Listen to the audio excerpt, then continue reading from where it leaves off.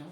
तो आज हम लोग डिस्कशन करेंगे सॉलिड स्टेट। ठीक है, चैप्टर फर्स्ट एनसीईआरटी का चैप्टर पहला solid state.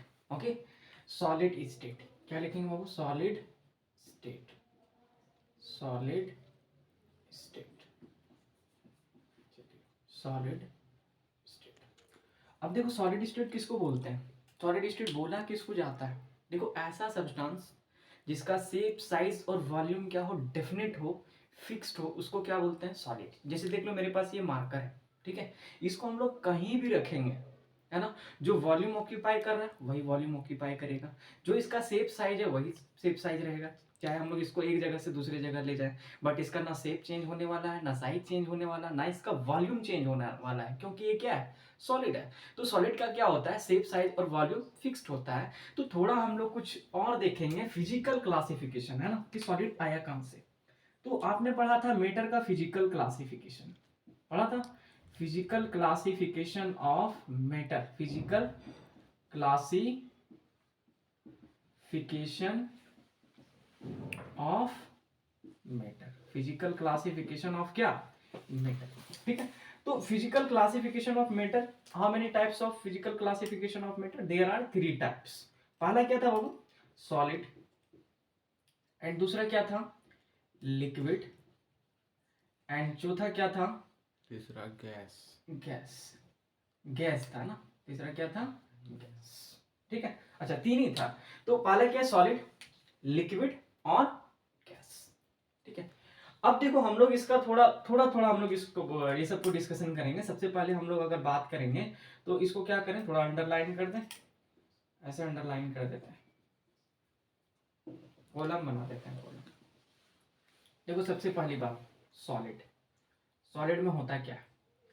Shape, they have fixed shape, size and volume, and volume. Shape size और वॉल्यूम सॉलिड का क्या होगा? फिक्स्ड होगा। शेप साइज और वॉल्यूम सॉलिड का क्या होगा? फिक्स्ड होगा। लिक्विड, देखो लिक्विड क्या होता है? लिक्विड का जो है ना, shape and size, shape and size, ये क्या होता है? ये अनफिक्स्ड होता है। शेप एंड साइज क्या हो जाएगा? अनफिक्स्ड। बट जो लिक्विड का वॉल्यूम है, क्या है बाबू? वॉल्यूम। वॉल्यूम क्या होगा? फिक्स्ड होगा। लिक्विड का वॉल्यूम क्या होगा? फिक्स्ड होगा।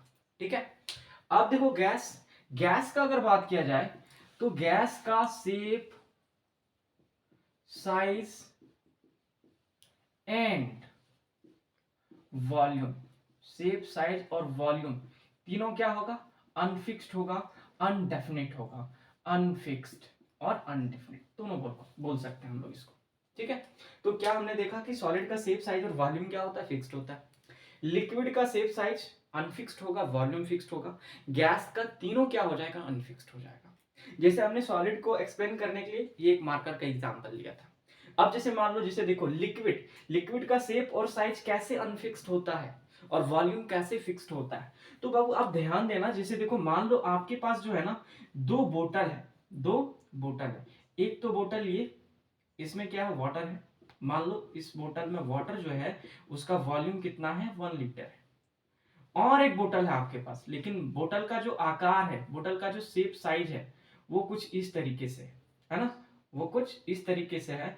लेकिन इस बोतल में भी पानी कितना है? वाटर का जो वॉल्यूम है ना, वो कितना है? 1 लीटर है। देखो दोनों में पानी कितना है? 1-1 लीटर है। यानी दोनों में वाटर का जो वॉल्यूम है ना वो फिक्स्ड है। डिफरेंट क्या है? चेंज क्या हुआ है? देखो यहाँ पर बोतल का जो शेप और साइज है कैसा है, बोतल का आकार और आकृति कैसा है यहाँ पर, और यहाँ पर दोनों कंपेयरिंग करो, देखो अलग अलग है ना। देखो झगड़ा से पहले और झगड़ा के बाद है। अब देखो इधर कि जो गैस होता है, गैस का शेप साइज और वॉल्यूम क्या होता है? अनफिक्स्ड होता है। कैसे? जैसे मान लीजिए आपके पास दो टैंक है, गैस का दो टैंक है। मान लिया अपन लोग कि ये जो गैस है ना, इसमें गैस, इस गैस का जो वॉल्यूम है ये है 5 लीटर। एक टंकी आपका 5 लीटर वाला गैस है, और दूसरा जो टंकी है उसका वॉल्यूम कितना है बाबू? इसका वॉल्यूम है 10 लीटर। कितना है इसका वॉल्यूम? 10 लीटर। इसका वॉल्यूम है 10 लीटर। अब जैसे देखो हम लोग मान लेते हैं कि इसमें 2 केजी गैस है, और इसमें भी क्या है ना, 2 केजी ही गैस है। दोनों में 2-2 केजी गैस है। लेकिन आप पढ़े होंगे कि जो कंटेनर का शेप होता है, जो कंटेनर का वॉल्यूम होता है, जो कंटेनर का क्या साइज होता है, उसी को ऑक्यूपाई करता है कौन? गैसियस मॉलिक्यूल, क्योंकि गैसियस मॉलिक्यूल दूर में होते हैं, इंटरमॉलिक्यूलर फोर्स काफी कम लगता है। अभी हम लोग उसका भी डिस्कशन करेंगे, डोंट वरी। तो क्या है ना, शेप साइज और वॉल्यूम क्या होगा गैस का?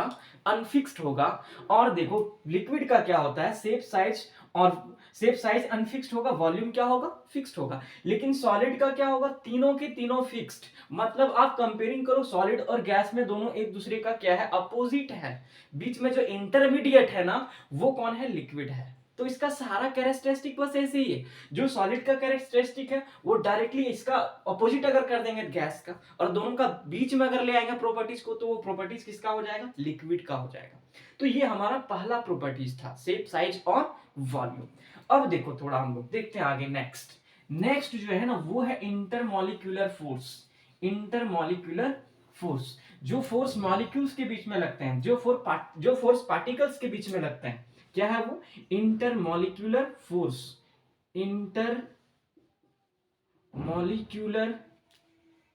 मॉलिक्यूलर क्या? फोर्स। Intermolecular force. तो इंटरमॉलिक्यूलर फोर्स देखो, थोड़ा ध्यान दो इधर। जो सॉलिड होता है ना, सॉलिड का पार्टिकल्स काफी ज्यादा नजदीक होता है। जैसे मान लो हम लोग थोड़ा देखते हैं इधर, ये जो है ना सॉलिड है, सॉलिड का पार्टिकल्स है, तो ये काफी क्या एक दूसरे का नजदीक है, नियरेस्ट है। बट लिक्विड में क्या होगा ना, थोड़ा जो पार्टिकल्स है वो थोड़ा फार अवे हो जाता है, थोड़ा दूर हो जाता है पार्टिकल्स। और इसमें क्या हो जाएगा? पार्टिकल्स के बीच में और डिस्टेंस बढ़ जाता है ना। जिसे शिद्दत वाला मोहब्बत, ये थोड़ा बहुत मोहब्बत है, इसमें मोहब्बत ही नहीं है? तो देखो, तो यहाँ पर पार्टिकल्स का जो डिस्टेंस है वो काफी डिस्टेंस कम है, और यहाँ पर थोड़ा ज्यादा डिस्टेंस है, और यहाँ पर बहुत ज्यादा डिस्टेंस है। क्यों ऐसा? इसलिए क्योंकि यहाँ पर फोर्स बहुत ही ज्यादा लग रहा है। सॉलिड में पार्टिकल्स के बीच में फोर्स काफी ज्यादा लगता है, और लिक्विड में थोड़ा कम, और गैस में बहुत कम, है ना। इसीलिए देखो यहां पर क्या हो जाएगा? इंटरमॉलिक्यूलर फोर्स का अगर बात करेंगे हम लोग सॉलिड में, तो क्या हो जाएगा? Very strong. क्या होगा? Very strong, very strong. और इसमें क्या होगा? इसमें इंटरमीडिएट, है ना। क्या हो जाएगा इसमें? इंटरमीडिएट। और इसमें क्या होगा बाबू? इसमें वेरी वीक, काफी कम फोर्स लगता है। Very weak